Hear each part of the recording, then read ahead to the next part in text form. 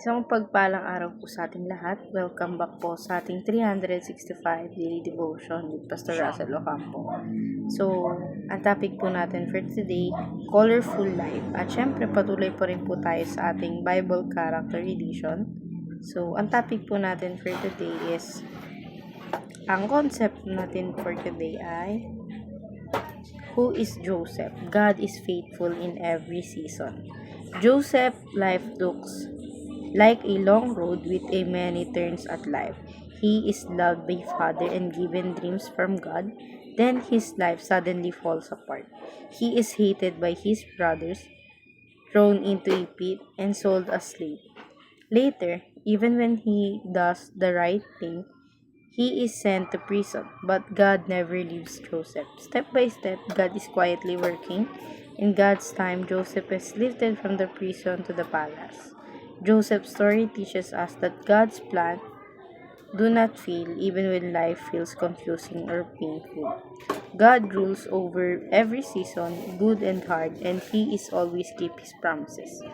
At makikita natin ito sa Genesis chapter 37 verse 3 to 4. Sabi dito, "Now Israel loved Joseph more than any other of his sons, because he was the son of his old age, and he made him robe of many colors.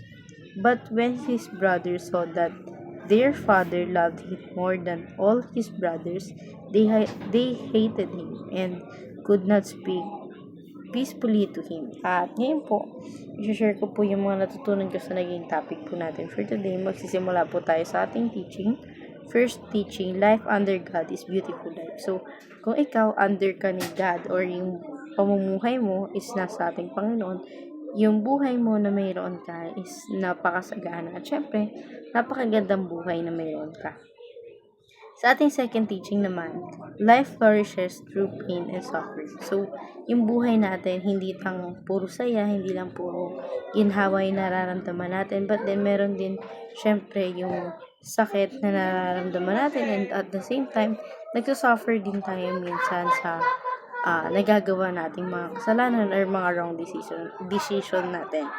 Sa ating third teaching naman, life is meant to glorify the life giver. So, yung buhay natin, bakit tayo nabubuhay dito, is to glorify kung sino nang nagbigay ng buhay sa atin, which means si God. Syempre, nabubuhay tayo to glorify God sa lahat ng blessings na ibinibigay niya sa atin at sa buhay na palagi niyang pinapahiram.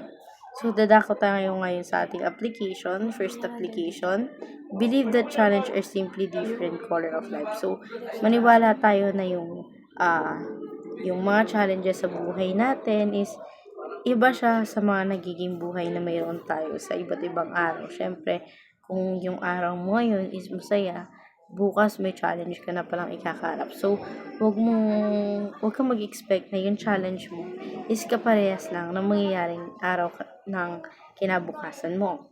So, sa ating second application naman, bloom exactly where God has planted you. So, kung ano yung designated sa iyo ni God na position mo dito sa mundo, dapat dun ka lalago. Hindi ka gagawa ng sarili mong path na hindi align sa decision ni God.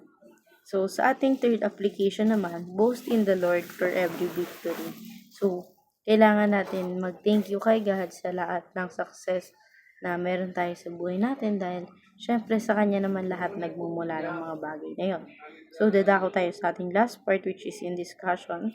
How does Joseph's story help us to trust God when our lives go up and down? Para sa akin kasi, even though na minsan may ups and down tayo sa buhay natin, syempre, dapat kay God pa rin tayo nagpapasalamat or humihingi ng guide kasi nga, si God lang naman yung nagbigay ng buhay sa atin at wala nang ibang pwedeng makagawa ng or pwedeng magbigay ng buhay sa atin kundi si God lamang. So, ayun lamang po for our today's discussion. Thank you for watching.